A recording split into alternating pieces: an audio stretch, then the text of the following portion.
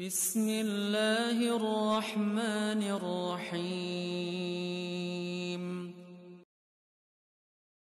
Assalamualaikum. Jangan lupa like, comment, and subscribe. Bye.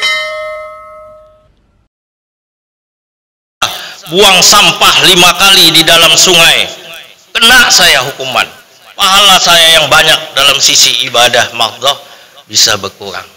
Jadi jangan disangka kita tidak akan dituntut oleh Allah sekecil apapun.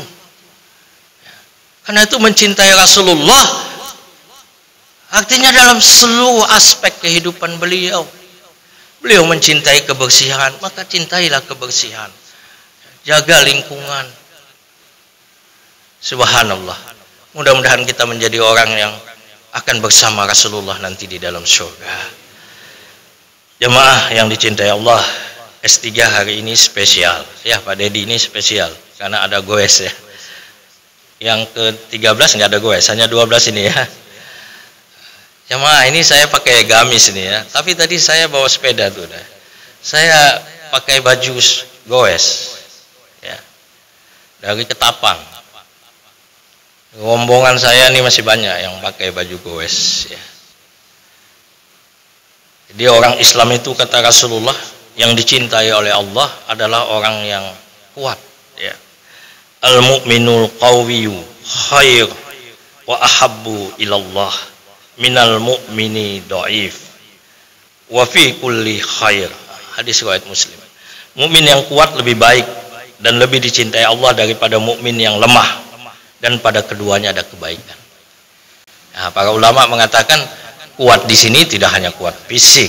Berapa banyak orang sekarang berlari berpuluh kilo, tapi untuk datang ke masjid tidak sanggup. Berapa banyak orang bisa bersepeda, tapi untuk menyingkirkan selimut saja ketika mendengar azan tidak sanggup diangkat. Berapa banyak anak-anak kita sekolah ke Australia, sekolah ke Amerika, sekolah ke Inggris, jauh, rumah di sebelah masjid. Pulang dia ke Indonesia untuk sholat subuh dia tidak sanggup angkat selimutnya. Bukan di sini, tempat lain maksud saya. Jamaah yang dicintai oleh Allah. Ya. Jadi yang dimaksud oleh Rasulullah ini tentu mukmin yang kuat secara lahir ya, juga harus kuat dalam iman. Nah jamaah yang dicintai oleh Allah, jadi hari ini spesial ada goesnya.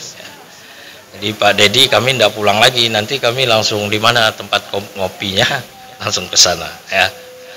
Nah jamaah yang dimuliakan oleh Allah, sponsor kita Pak Sugito ya, terima kasih ya, beliau dan juga teman-teman lain yang menginisiasi ya, bagaimana menegakkan dakwah ini ya, ini sebuah perjuangan dan hijrah. Yang ini salah satu adalah momen pertemuan kita, itu pesan sejarah, pesan peradaban dari Rasulullah, pesan universal. Karena itu hijrah itu dijadikan momen penting dan dipilih sebagai tahun perhitungan Islam untuk menyadarkan kaum muslimin bahwa kita tak akan bisa bangkit tanpa hijrah, kita tidak akan bisa sukses tanpa hijrah. Dan hijrah itu memiliki pesan perjuangan, pengorbanan, kesabaran, ya, ketulusan, persaudaraan. Itu semua ada dalam rangkuman hijrah. Hadirin yang dimuliakan Allah, tahun 1447 mengingatkan kita bahwa sudah jauh jarak kita dengan Rasulullah. Rasulullah itu hijrah usianya ada yang mengatakan 53 tahun. Karena beliau 13 tahun berdakwah di Mekah. Jadi kalau dihitung dari hijrah sejak Nabi sampai di Madinah sudah 1447 tahun jarak kita dengan Rasulullah. Dan alhamdulillah kita memiliki tahun Islam. Sayangnya banyak di antara kita yang tidak peduli dengan tahun Islam ini. Kalau ditanya hari ini tanggal berapa, tadi karena kita sudah dengar ya, hari ini tanggal 16 Muharram kan. Tapi ada yang 17. Nah, itu persoalan perbedaan perhitungannya. Tapi artinya Muharram. Ya. Kita mulai dari Muharram, Safar, Rabiul Awal, Rabiul Akhir, Jumadil Awal, Jumadil Akhir, Rajab, Sya'ban, Ramadan. Nah, ya. Syawal, Dzulqa'dah, Dzulhijjah, ada 12 bulan. Dan semua ibadah kita itu terikat dengan kalender Hijriyah. Tidak ada orang berpuasa itu setiap Desember puasa wajib, tidak ada. Puasa wajib itu Ramadan. Kapan Idul Fitri? 1 Syawal. Ya. Kapan Idul Adha? Kapan wukuf? Kapan puasa Ayyamul Bid? Itu semua menggunakan perhitungan Hijriyah. Karena itu kita terikat ya dengan Hijriyah ini. Maka salah satu hal yang harus kita tanamkan untuk supaya kita meningkat. Kita S3 semua di sini. Mulai hari ini kita harus paham itu. Harus buka 2 kalender kita. Ya, hari ini tanggal berapa? Ya, tanggal Islam dan tanggal Masehinya. Nah, jemaah yang dicintai oleh Allah, makna pergantian tahun, apakah itu tahun Hijriyah, apakah tahun Masehi ya. Karena 1 tahun itu sudah ditetapkan oleh Allah 12 bulan. Inna iddatas syuhuri indallahi 12 syahran fi kitabillahi yauma khalaqas samawati wal ard minha arba'atun hurum. Coba perhatikan ayat ini ya. Taubah ayat 36. Sungguhnya kata Allah, inna iddatas syuhuri indallahi 12 syahran. Sesungguhnya bilangan bulan di sisi Allah itu 12. Artinya dalam setahun ada 12. Inna iddatas syuhuri indallahi 12 syahran fi kitabillahi yauma khalaqas samawati wal ard. Ini sudah ketetapan Allah sejak diciptakan langit dan bumi. Minha arba'atun hurum, dan di dalamnya ada 4 bulan haram, 4 bulan yang mulia. Yang menarik ya, ayat ini 15 abad yang lalu. Sudah ada kalender belum? Sudah ada. Karena sebelum Islam sudah ada kalender Masehi sekarang ini muncul jauh sebelum Islam. Sebelumnya ada kalender Romawi, kalender Gregorian, suku Maya, Indian tertua, ya, itu punya kalender Maya, suku Maya. Nah, di abad modern ini, kalau ada satu bangsa mengumumkan, kami 1 tahun 13 bulan, atau ada satu bangsa mengumumkan, kami 1 tahun 10 bulan, maka orang akan bertanya, benar nggak itu Quran? Benar nggak itu Al-Quran yang mengatakan bahwa 1 tahun 12 bulan dan ketetapan itu sejak diciptakan langit dan bumi? Ini pertaruhan jemaah, dan ini bukti bahwa Al-Quran itu mukjizat. Dulu ada dicoba 1 tahun 11 bulan, kacau, gagal panen. Ternyata Gongchi Pacai, tahu Gongchi Pacai? Kalender Cina 12 bulan, kalender Jepang 12 bulan, kalender orang Hindu sebelum ada Islam, Hindu sudah hebat sini, kalender Saka di Bali 12 bulan. Jadi tidak ada yang 13 kecuali gaji 13. Ya. Kita marah kalau tidak ada gaji 13 ya. Jadi jamaah yang dimuliakan oleh Allah, ini mukjizat Quran. Begitulah Allah membuktikan bahwa Dia yang mengatur seluruh alam ini.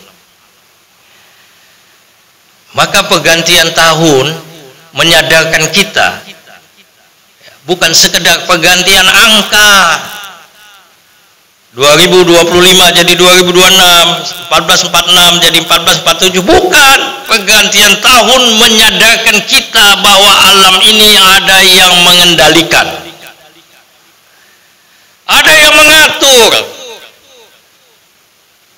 Itu sebabnya sekarang sudah pagi, sebentar lagi siang, nanti malam lagi. Sehebat apapun manusia, dia tidak akan bisa mengatur malam panjang karena butuh ini, siangnya pendekin. Tidak bisa jemaah. Semua ini sudah Allah yang kendalikan. Inna fi khalqis samawati wal ardh wa ikhtilafil laili wan nahar la ayati li ulil albab. Sesungguhnya dalam proses penciptaan langit bumi silih berganti malam siang. Kita akan setiap hari mengalami itu, tapi kita tidak menyadarinya. Karena itu dalam sebuah hadis Nabi Muhammad kalau bangun untuk tahajud, beliau membuka rumahnya, beliau menatap langit dan membaca ayat ini. Inna fi khalqis samawati wal ardh wa ikhtilafil laili wan nahar la ayati li ulil albab. Jemaah, Nabi Muhammad juga ada menangis ketika putranya Ibrahim wafat dalam pelukannya, menetes air mata. Ada riwayat menyebutkan ketika beliau berada di sisi kuburan putrinya Ruqayyah, sahabat melihat berlinang air mata. Ketika Nabi datang ke rumah Ja'far bin Abi Thalib menjumpai istrinya dan anak-anak Ja'far, memberitahu bahwa Ja'far syahid di dalam perang Mu'tah, Nabi berlinang air mata. Tapi ada satu peristiwa yang Nabi bukan sekedar berlinang, Nabi menangis gemetar sejak turunnya ayat sampai subuh menjelang, dan itu disaksikan oleh Bilal. Ketika turun ayat ini, Ali Imran ayat 190 191, azan sudah berkumandang, sahabat sudah berdatangan, semua sudah melaksanakan sholat sunat. Biasanya Nabi langsung keluar karena beliau sholat sunat di rumahnya. Ditunggu, Nabi tak muncul. Kalau ada tanda seperti ini sudah bunyi, Nabi belum keluar. Maka Bilal memberanikan diri mengetuk pintu minta izin, dibuka oleh Aisyah. Betapa terhenyak Bilal melihat Nabi masih duduk di tempat sholatnya. Dia menangis dengan tubuh gemetar. Bilal memegang bahu Nabi. Ya Rasulullah, apa yang kau tangisi? Apa yang kau tangisi ya Rasulullah? Bukankah Allah mengampuni seluruh dosamu? Kata Rasulullah, wahai Bilal, tidak pantaskah aku menjadi seorang hamba yang bersyukur? Lalu Nabi menceritakan bahwa beliau tadi didatangi Jibril, bisa jadi ketika beliau tengah malam bertahajud. Lalu Jibril menyampaikan ayat, dibacakan oleh Rasulullah. Inna fi khalqis samawati wal ardh wahtilafil laili wan nahar la ayati li ulil albab. Sungguhnya dalam proses penciptaan langit bumi silih berganti malam siang terdapat tanda-tanda kebesaran Allah bagi orang yang berakal. Siapa orang yang berakal itu? Alladzina yazkurunallaha qiyaman wa qu'udan wa 'ala junubihim wa yatafakkaruna fi khalqis samawati wal ardh. Rabbana ma khalaqta hadza batila subhanaka faqina adzabannar. Orang yang berakal, ulil albab itu adalah mereka alladzina yazkurunallaha qiyaman wa qu'udan wa 'ala junubihim. Mereka yang selalu mengingat Allah, baik dalam berdiri, duduk, berbaring, semua keadaan hatinya kepada Allah. Alladzina yazkurunallaha qiyaman wa qu'udan wa 'ala junubihim wa yatafakkaruna fi khalqis samawati wal ardh. Tidak hanya hati, pikirannya, akalnya, wa yatafakkaruna fi khalqis samawati wal ardh. Dia memikirkan dasarnya penciptaan alam semesta ini, sehingga keluar ucapan Rabbana ma khalaqta hadza batila. Tuhan, sungguh apapun yang Engkau ciptakan tidak ada yang sia-sia. Nabi bacakan ayat ini di dalam sholat subuhnya, sambil Nabi tentu terisak dan jamaah juga ikut terisak. Jemaah yang dimuliakan Allah, peristiwa ini terjadi di Madinah. Kalau ada yang bertanya, mengapa Nabi menangis begitu dahsyat? Tangisan yang tidak biasa. Ingat jemaah, ketika Nabi sedang berada di Mekah, saat menghadapi tekanan yang amat dahsyat. Beliau, karakteristik Mekah itu beda dengan Madinah. Di Mekah beliau dimusuhi, dibenci, diintimidasi. Bahkan para sahabat ada yang syahid, terbunuh. Hingga Nabi menyuruh mereka hijrah ke Habasya. Nabi sendiri direncanakan untuk dibunuh. Sampai akhirnya Rasulullah, kaum muslimin, Bani Hasyim dikucilkan di suatu lembah.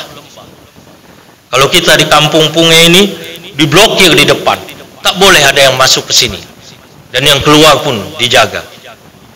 Uang orang sini nggak laku di luar. 3 tahun lamanya.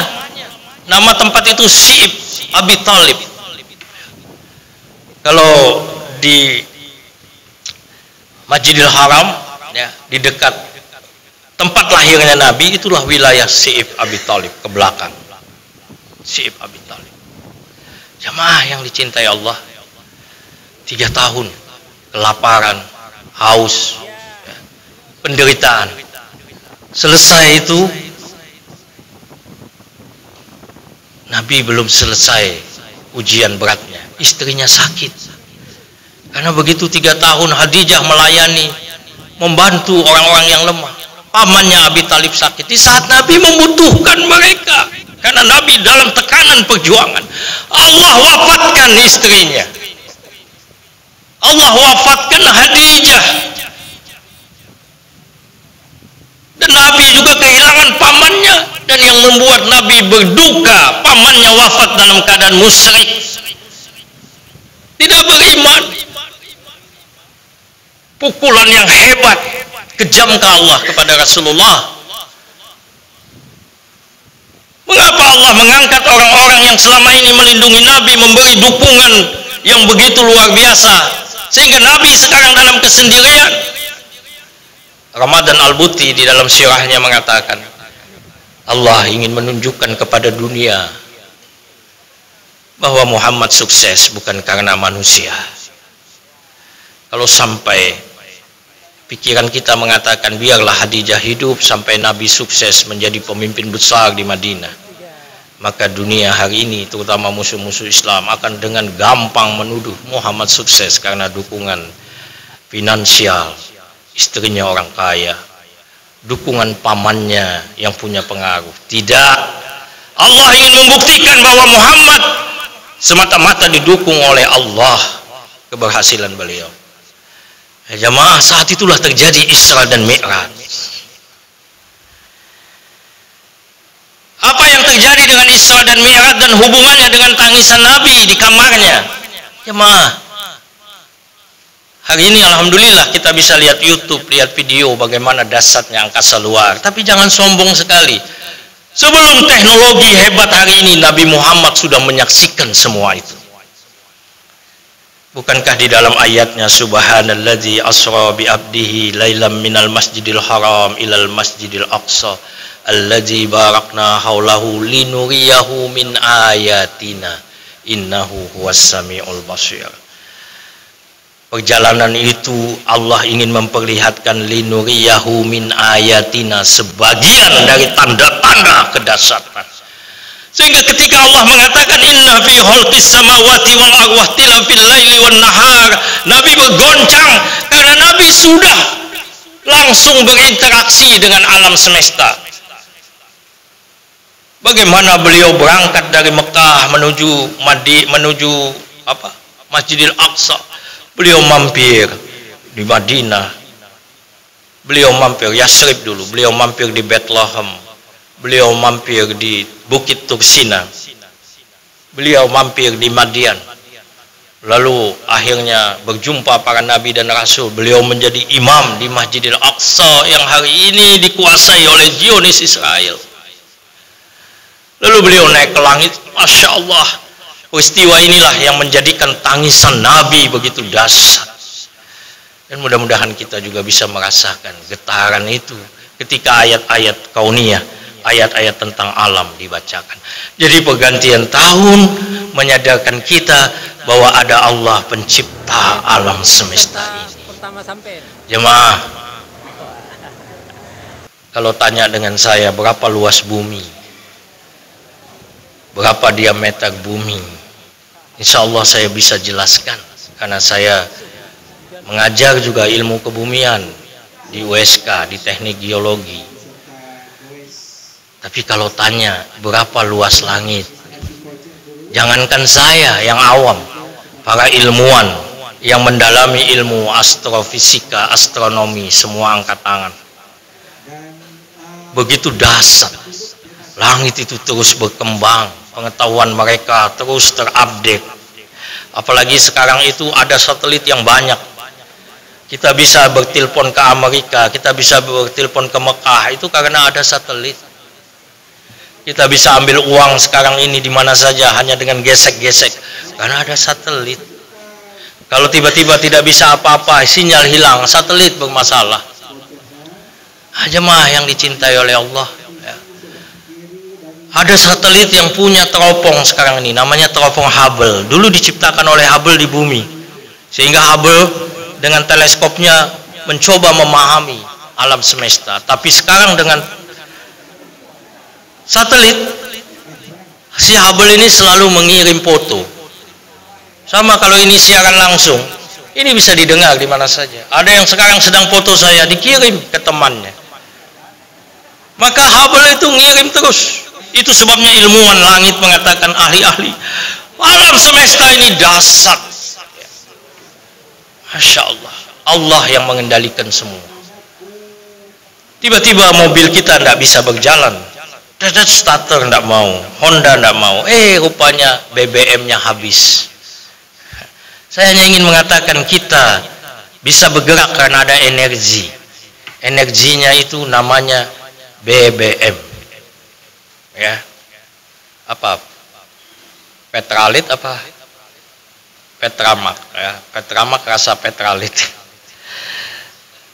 Saya mau tanya, benda langit mana yang pernah mengisi BBM? Bumi mengumumkan, hai penghuni bumi, hari ini tanggal 12 Juli 16 Muharram, bumi mau isi BBM, pegangan ya, karena bumi sedang berjalan sekarang ini. Tumbang kita semua, tidak bisa dijawab oleh siapapun. Bagaimana benda langit, bukan hanya bumi, tapi seluruh benda langit yang jumlahnya miliaran. La samsu yanbaghi laha an tudrikal qamar walal lailu sabiqun nahar wa kullun fi falaqi yasbahun. Ini ayat kauniyah. Matahari tidak akan bisa mengejar bulan. Kenapa? Karena semua itu wa kullun fi falaqi yasbahun. Semua sudah berada pada garis edarnya. Kenapa bumi bisa berputar 107.200 km per jam? Subhanallah, kita tidak merasakannya. Karena semua benda langit berputar. Kalau sedang berada di suatu tempat yang sama dimensinya, kita tidak merasa. Contoh sederhana jemaah, kita naik pesawat. Pesawat itu cepat 800 km per jam.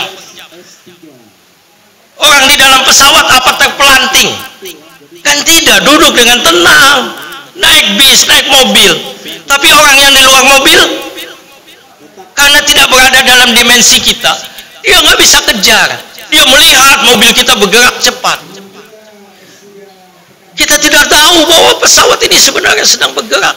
Bumi ini sedang bergerak karena seluruh alam ini Allah jadikan dimensi yang bergerak.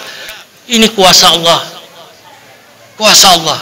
Sehingga kita bisa tidur, bisa tenang. Kita tidak terbalik. Kadang bumi ini bulat, kadang di bawah, kadang di atas. Bagaimana? Kenapa kita tidak terbalik? Allah menjadikan sistem keseimbangan. Terima kasih.